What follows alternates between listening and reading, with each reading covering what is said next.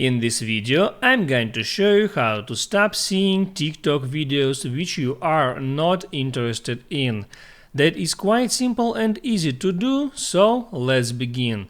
I found a video that I don't like and I don't want to see such videos anymore, and all I have to do in that case, I need to hold down on that video until it comes up and there hit on not interested.